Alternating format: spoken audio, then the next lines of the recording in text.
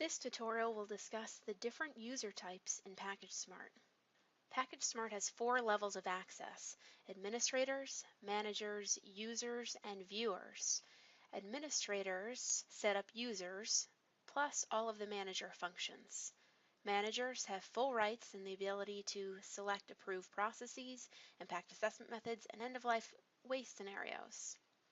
Users can create projects which contain components and packages. They can run analyses and build reports for exporting. Viewers can run analyses and export reports using scenarios.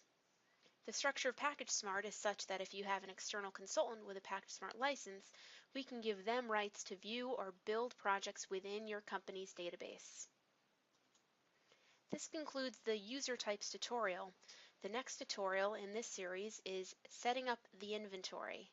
If you have any questions, email support@earthshift.com or dial 802-434-3326 extension 2.